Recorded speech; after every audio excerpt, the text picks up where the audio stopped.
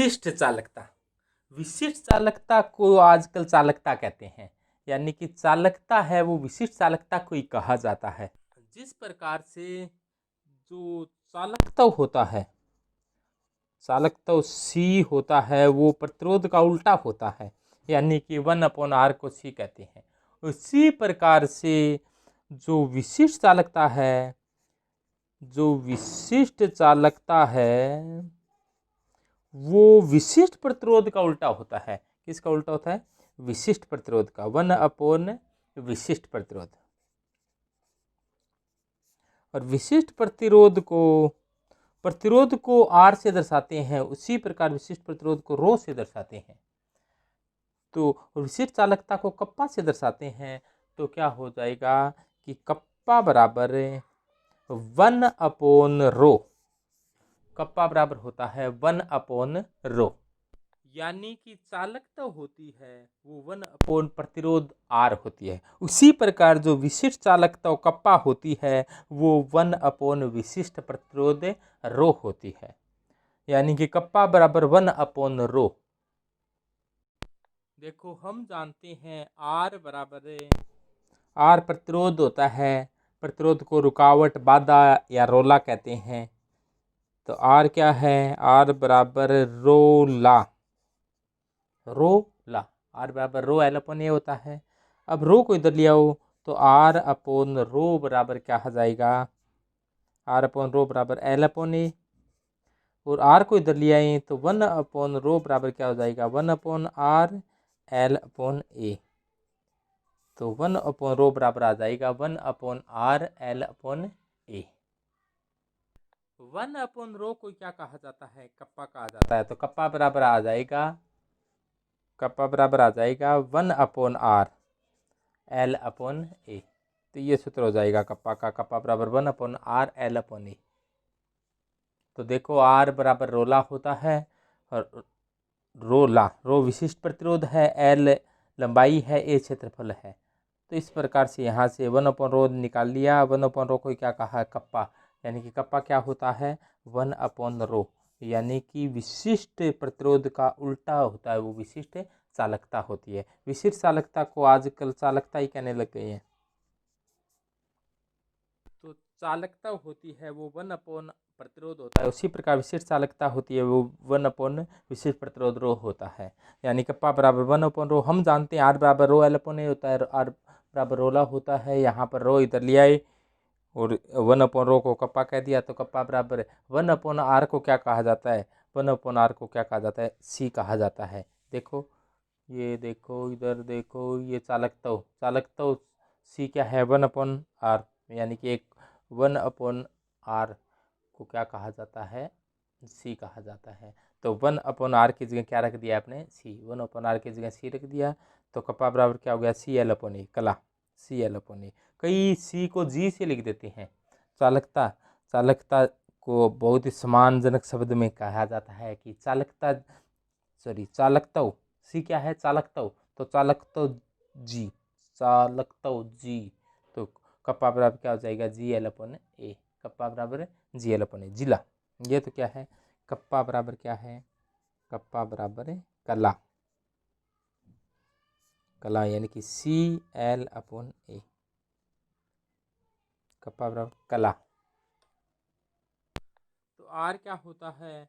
R होता है वो एक प्रकार का प्रतिरोध होता है। प्रतिरोध क्या होता है? धारा प्रवाह में आने वाली बाधा होती है।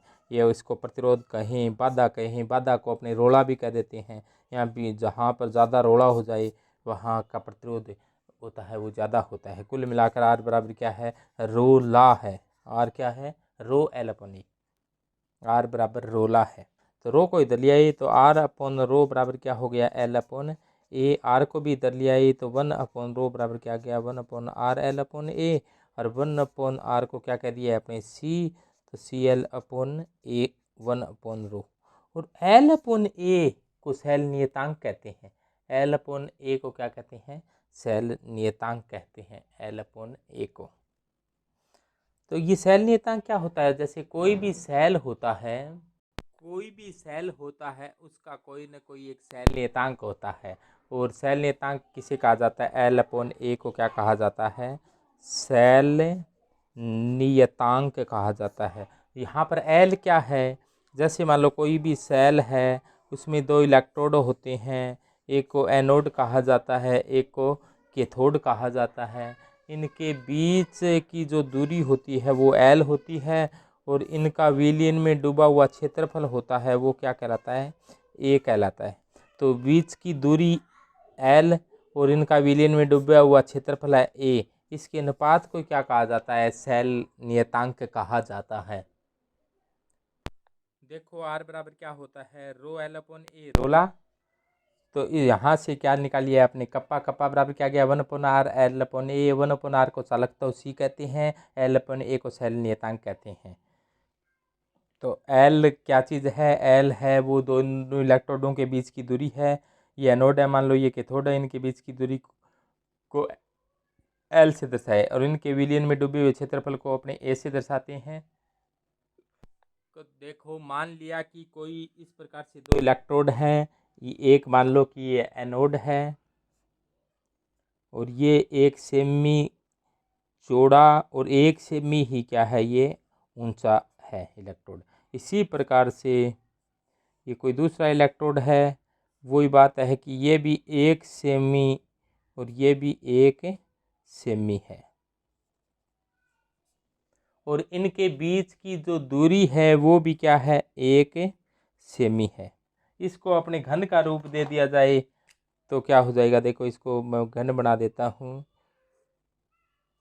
तो ये जो एरिया है वो क्या है? 1 सेमी की स्क्वायर। ये भी क्या है? 1 सेमी की स्क्वायर। इसके अंदर विलियन भरा हुआ हो, तो विलियन भरा हो तो वो कितना आएगा? विलियन। तो इसका आयतन क्या होगा? इसकी लंबाई, चौड़ाई और ऊंचाई क्या है? बराबर है। तो ये क्या है? घन है। और घन का जो वॉल्यूम होता है, वॉल्यूम ऑफ क्यूब क्या होता है भाई? क्यूब का वॉल्यूम होता है वो भुजा की क्यूब होता है, और भुजा इसकी क्या है? 1 सेमी है, तो 1 सेमी की क्यूब। तो इसका जो वॉल्यूम है वो 1 सेमी की क्यूब होगा। यानी कि इसके अंदर विलियन भरा होगा तो उसका जो वॉल्यूम होगा वो 1 सेमी की क्यूब होगा। तो 1 सेमी की क्यूब विलियन हो। अब देखो, अब थोड़ा समझो कि अपनों ने पढ़ा था कि कप्पा बराबर क्या होता है? कप्पा बराबर होता है CL/A। कप्पा बराबर क्या होता है? CL/A। L यहाँ पर क्या है? 1 है। A क्या है? यहाँ पर 1 है। ये भी 1 है, ये भी 1 है, तो कप्पा बराबर क्या है? C है। यानी कि इसका वॉल्यूम क्या हो गया? 1 सेमी की क्यूब। तो 1 सेमी की क्यूब, इसका वॉल्यूम हो गया 1 सेमी की क्यूब। 1 सेमी की क्यूब विलियन हो, उसकी जो चालकता होती है वो विशिष्ट चालकता कप्पा के बराबर होती है। तो विशिष्ट चालकता कप्पा का की परिभाषा आप इस प्रकार से भी दे सकती हो कि 1 सेमी की क्यूब विलियन हो तो उसकी जो चालकता होगी, चालकता C होगी, वो विशिष्ट चालकता कप्पा के बराबर होगी। तो देखो, ये 2 इलेक्ट्रोड है, लंबाई चौड़ाई एक समान है, 1 सेमी 1 सेमी के, और इनको इस प्रकार से जुड़े हैं। तो ये मान लो एनोड है, ये कैथोड है, इनके बीच में विलयन भरा होगा तो विलयन का आयतन 1 सेमी की क्यूब होगा। यानी कि 1 सेमी की क्यूब, लंबाई 1 है, एरिया 1 है, तो इसका वॉल्यूम भी 1 होगा। यानी कि 1 सेमी की क्यूब आयतन हो, उसकी जो C होती है, चालकता C होती है, वो विशिष्ट चालकता कप्पा के बराबर होती है।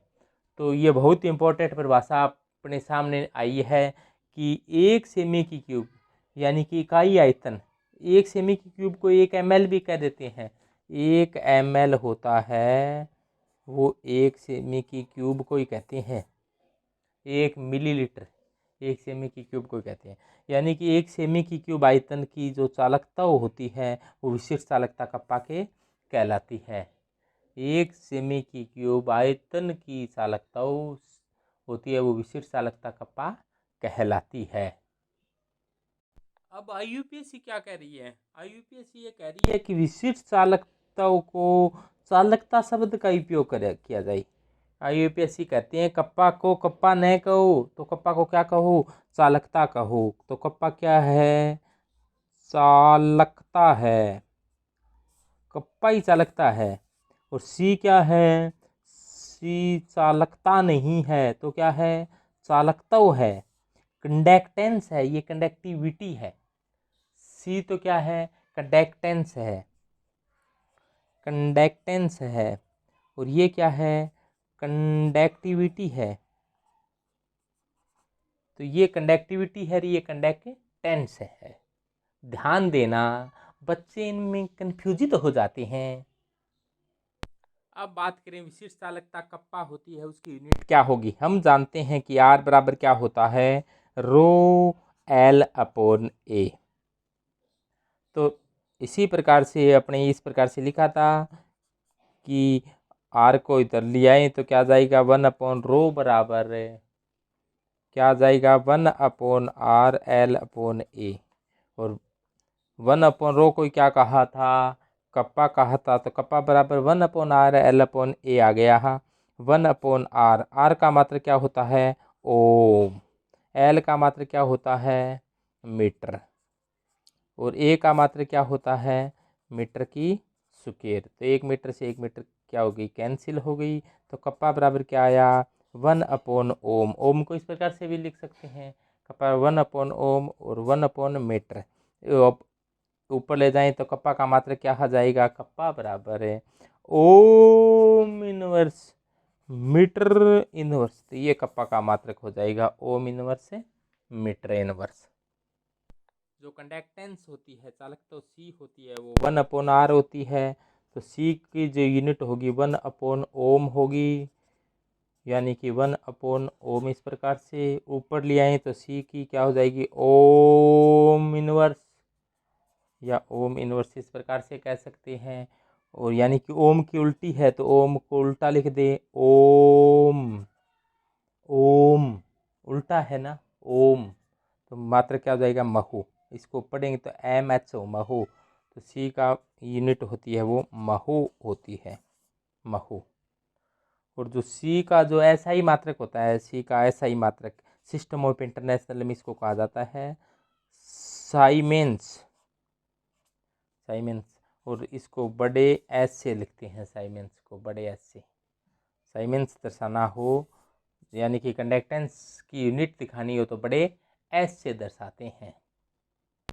तो कुल मिलाकर ओम इनवर्स है, उसी को क्या कहा जाता है? साइमेंस कहा जाता है। यानी कि ओम इनवर्स या अपने ऐसे कह दें महू को ही साइमेंस कहते हैं। SI पत्ती में, SI पत्ती में साइमेंस कहने लगे हैं।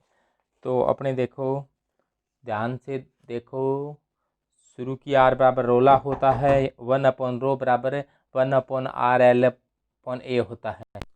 तो देखो जी कि R बराबर रोला होता है, ये ध्यान में आ गया। यहाँ से 1/रो को कप्पा कह दिया है। मात्रक लिखेंगे तो 1/R। R का मात्रक ओम होता है तो 1/ओम। L का मात्रक लंबाई, लंबाई का मात्रक मीटर, A क्षेत्रफल है, क्षेत्रफल का मात्रक मीटर की स्क्वायर होता है। तो K की यूनिट क्या हो जाएगी? मीटर। 1 मीटर से 1 मीटर कैंसिल, तो K की 1/ओम इंटू मीटर। और ऊपर लाएँ तो ओम इनवर्स मीटर इनवर्स। तो इसको इस प्रकार से भी लिख सकते हैं कि ओम इनवर्स, ओम को ओम इनवर्स को महो कह सकते हैं। और साइमेंस SI यूनिट होती है, इसको साइमेंस को बड़े ऐसे दर्शाते हैं। ये परिभाषा अपने बार बार आगे काम आएगी कि इकाई आयतन की चालकता होती है, उसी को विशिष्ट चालकता कप्पा कहते हैं। विशिष्ट चालकता या विशिष्ट चालकता और कप्पा क्या होती है? इकाई आयतन की चालकता होती है। यानी कि 1 ml की आपको चालकता दर्शानी हो तो 1 ml की चालकता होती है, वो विशिष्ट चालकता होती है, कप्पा होती है। इसके बाद में बात करते हैं अपने मोलर चालकता क्या होती है, तुल्यांकी चालकता क्या होती है, मोलर कंडक्टेंस, मोलर चालकता क्या होती है, तुल्यांकी चालकता क्या होती है, इनमें क्या संबंध होता है, इन पर विचार करेंगे। तो सबसे पहले अपने बात की थी कप्पा क्या होती है। कप्पा क्या होती है? इकाई आयतन की चालकता को कप्पा कहते हैं। इकाई आयतन का मतलब 1 सेमी लंबा, 1 सेमी ऊंचा, 1 सेमी चौड़ा कोई छोटा सा डिब्बा हो, उसके अंदर विलयन भरा हो और उस विलयन की जो चालकता होती है उसी को इकाई आयतन की चालकता कहते हैं। और मोलर चालकता क्या होती है? मोलर चालकता का विस्तार से अपने अगले वीडियो में पढ़ेंगे। अब इसमें थोड़ा सा आइडिया दे देता हूँ मैं कि मोलर चालकता क्या होती है। कि 1 मोल विद्युत अपघट्य जितने भी विलयन में उपस्थित हो, 1 मोल विद्युत अपघट्य चाहे कितने भी विलयन में उपस्थित हो, उस संपूर्ण विलयन की चालकता क्या होती है? मोलर चालकता होती है। तो मोलर चालकता के लिए आप सीधा ये सूत्र याद करना, इस कंपटीशन के लिए बहुत इंपॉर्टेंट है कि लैम्डा एम बराबर कप्पा इंटू 1/m। कप्पा क्या होता है और ये एम क्या होता है, तो ये बहुत ही इम्पोर्टेंट बात है। तो इसके लिए अपने अगले वीडियो में इनको विस्तार से पढ़ेंगे कि मोलर चालकता, विशिष्ट चालकता पढ़ लिया है अपने। तुल्यांकी चालकता क्या होती है, मोलर चालकता व तुल्यांकी चालकता में संबंध क्या होता है, नॉर्मलता क्या होती है, मोलरता क्या होती है, नॉर्मलता मोलरता में बड़ा कौन होता है। ये जैसे ये नॉर्मलता है, ये मोलरता है, बड़ा कौन है? एन बड़ा एम बड़ा। तो ये एन से याद रखो नानी और एम से याद रखो मामी। बड़ी कौन सी होती है भाई, नानी या मामी? नानी बड़ी होती है, नानी मामी से बड़ी।